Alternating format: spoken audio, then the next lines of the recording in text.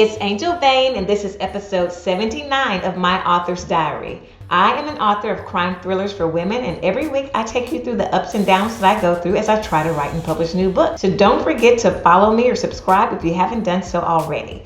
This week I'm talking about the aftermath of Nanowrimo. And as you can see, I got my Nanowrimo winner t-shirt in the mail this week, and I am proudly wearing it. And I can tell you that it actually feels even more official when I have the t-shirt on. And so I'm really excited about having my t-shirt on this week. And I also want to give you a little insight into the aftermath of Nanowrimo 2020. So if you recall, I chose to work on book 4 in the Hero in Paradise series, titled The Unexpected Hero, as part of Nanowrimo. And the goal there was to get the first 50,000 words of that book written so that I would have that logged and done. Now that was my plan. At November 30th, I thought, okay, let's just keep up this pace of writing that I'm doing with Nanowrimo. Keep that up all the way through December, get the whole first draft written, and then flow into revision mode and start to fix the things that need to be fixed. Y'all know what I'm about to say. Best laid plans, right? So that's not actually how December has played out for me. And I will tell you that the warning signs were there. I should have seen this coming and should have been prepared for it, but I really wasn't. And so I did go through some frustration in these 2 weeks since Nanowrimo ended. But let me tell you what the warning signs are before I tell you what the problem is with the words that I wrote for Nanowrimo. If you look back at my last video for October, I mentioned that I was still tinkering with my plot. I was still trying to go through it to make sure that everything hung together and that I didn't feel ready for Nanowrimo. Warning sign number 1. As I was plotting and outlining The Unexpected Hero, I did so without any type of masterwork. So it really was around me just having an infinite number of ideas to choose from and pick from to try to craft the book. And so the only thing that I really knew about The Unexpected Hero is that last book in the series, which means my ultimate baddie, Priscilla Dumais, has to get her comeuppance at the end of that book. How it happens, how it all evolves and all that kind of stuff, had no clue, had no masterwork. When I think back on The Fallen Hero, I really had a framework to work within as I was trying to plot and outline, because I had chosen the movie The Fugitive to be the framework or the masterwork that I was trying to emulate with that story. And so that gave me more a structure and more parameters to work within to help hone in my ideas. Did not have that with The Unexpected Hero. Warning sign number 2. Yeah, I told y'all about this in one of my videos too. I stopped writing in the middle of Nanowrimo to do revisions. Who does that, right? That is not normal. That was a key ding, ding, ding, ding, ding warning sign that something wasn't right with my plot and with my outline. So fast forward to the end of Nanowrimo, I took a couple of days off, and then I said, okay, well, let's go back through and reread Act 2A, which I had finished, because again, I took a couple of days off. So I was like, okay, I'm not just gonna plunge into Act 2B starting to write. I need to kind of revisit what I last wrote, get back in the frame of mind of the story so that I can continue to write. As I was reading the story, I identified 3 issues. The writing was very subpar. More subpar than any of my normal first drafts that I would do for any novel.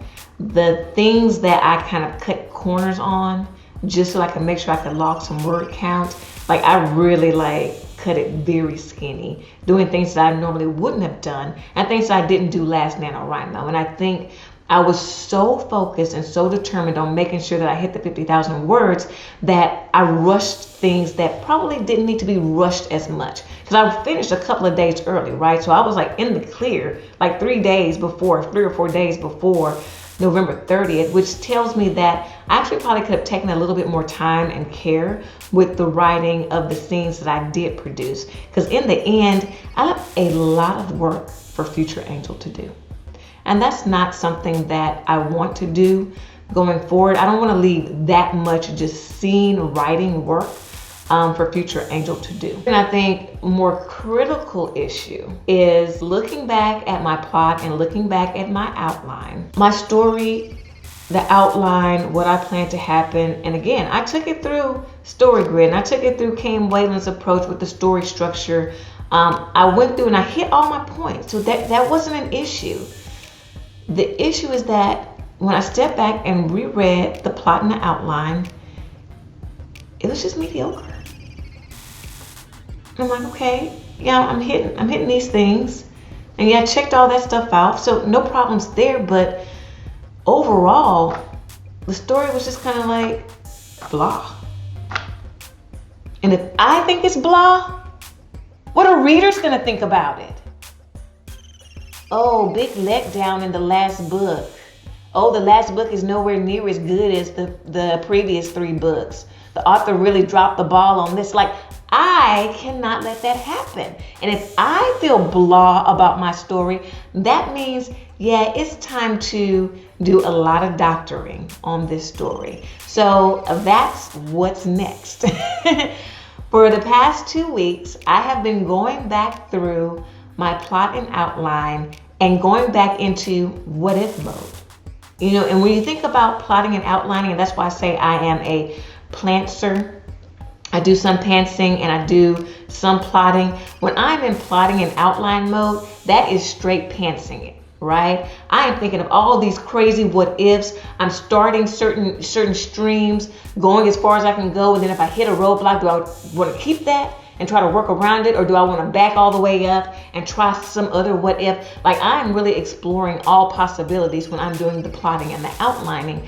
And that's the mode that I'm really in right now. I'm taking a critical look at the story and trying to break it down to understand, why was my original plot and outline just average, just okay? Like, it didn't, you know, I got to the point where it's like, okay, I had certain things that I made happen where I was like, woo, that's big, woo, right, woo, really happy with that. But the percentage of things that maybe go woo and that I know I want to keep in the story, it's about a third. About a third of the story, I feel like, yes, that's exciting. I like it. That's definitely still staying in the story. But the other 2/3 was like, okay. It's mildly interesting, but not something that's going to make somebody say, hey, this was a real page turner. Well, at least it wouldn't make me say, hey, this is a real page turner. I was frustrated as I started going through this process because, one, I realized, okay, rip the Band-Aid out. This is what you need to do. You are not going to continue to write these planned scenes for the last half of the book because you can already tell that they're just too mediocre. And so I knew it was something that I had to do, and I got really frustrated, and, you know, I was this close to starting to beat myself up about it. And I started looking back at my old drafts of the previous books and things that I had been working on, you know, for book 1, book 2, and book 3, and also what I wrote for Nanowrimo last year. And I realized there's a little bit of a pattern developing here. For each of book 1, book 2, book 3, and also for the Sweet Holiday Romance that I wrote last year, it seems to be that the 50% mark is when I really hit the stride of the better or the best ideas for my story. I have got to plot something, write half of it, and then when I get to that halfway mark, it's kind of like the light bulb goes off, and all of a sudden, anything that was mediocre or didn't really work or could be done better or a different twist on something, those juices start to flow at the 50% mark. And so I saw evidence, stuff that I had forgotten from those previous books where this thing happened to me before. It's not unique. It's not different. I didn't do anything bad or wrong. Perhaps it's just a part of my writing process. And I don't like that, because what I would really like is to be able to plot one time, outline one time, know that it's good, know that I nailed my story, and write a first draft, and then it's just a cleanup after that, right? I don't want to do a plot that I know, hey plot, hey outline, after I write the first half of this story, I'm going to change half of you and have to do a bunch of rewrites after the fact. And I even said it in one of my previous videos leading into Nanowrimo that I didn't want to have to throw out a bunch of the writing. And here I am sitting right now. Yeah, I would say probably about 50% of what I wrote is not going to make it. Like the entire scene of what happened in the story is gone and replaced with something new, something that's better, but something new. So now understanding that, okay, still new author, right? I mean, you know, working on my 4th solo book. That does not make me an experienced author by any stretch of the imagination. And I have to embrace that this is the current writing process that is working for me. Because I can tell you one thing, I would much rather be able to recognize this in my own writing before it goes off to the editors, before it goes off and it gets published to the readers, and have somebody else telling me these issues. I'd much rather identify those issues myself and have time to correct them before I take it through that whole process. So I can't be too mad at myself, and I just have to understand and embrace that this is my current writing process, and hopefully as I get more experience and I write more books, the less overhaul of plots and outlines I have to do in the future.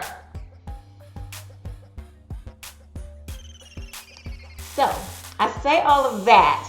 In the past 2 weeks, I am way excited about the changes that I'm making to the story. Like, I'm literally making the story so much better, so much more interesting, making new connections that were kind of underneath the surface. And I was like, wait a minute, why did you make this happen when this is the more compelling thing and it's been sitting there the whole time? And I just wasn't recognizing it. And so being able to go back through my story, pick out those pieces, come up with new, more interesting, exciting things to do, I really, really, really believe that I am making this story so much stronger and so much better, and that I won't end up in a situation where people are like, oh, the last book sucks. Don't even worry about reading it. Like, I'm not going to be in that situation at all. So I'm not completely done working through the outline yet. I'm still in the last act of the book. I'm tweaking and changing some things to try to make sure that the ending ends with a satisfying, crushing conclusion to the ultimate series baddie, Priscilla Dumais. Working that out, trying to figure out, okay, what's the last aspects of it. But like the first 3/4 of the book, yeah, I have gone back through, overhauled that, changed a bunch of stuff, brought characters in, kicked characters out, then kicked new characters back out and brought old characters back in. Like, it's been a whole bunch of mismatch because, again, I'm pantsing it until I get something where I'm like, yes, that's it, right? And it's a gut feeling. It really is a gut feeling. Some of this stuff really boils down to, you know, it's not a check the box exercise. It's what is your gut telling you, and am I getting excited about my story? And when I get excited about it, I feel like I can write it in a manner in which others will get excited about it. So almost done with that. Hopefully by this time next week, I will be back in the writing process. And again, I'm going to start back with, you know, page 1. I have no clue how long this is going to take me. And y'all know I love to set goals and be like, I'm going to get this done by such and such time period. Yeah, right now, I'm just like, look, just get started and just keep making progress, keep making progress, keep making progress. The book is on pre-order, scheduled to go out next November 2021. Again, my own internal goal is to get it out in April of 2021. So I'm still pushing for that, but I have got to get this first draft solidified and I don't want to rush it. So that's what I'm doing in my aftermath of Nanowrimo. Still a winner. So that's it for this week. If you want to continue to keep up with me and all the ups and downs that I go through as I try to write and publish new books, click the subscribe button. Then don't forget to click that little silver bell so you won't miss when I'm doing a video, and I will see you next time.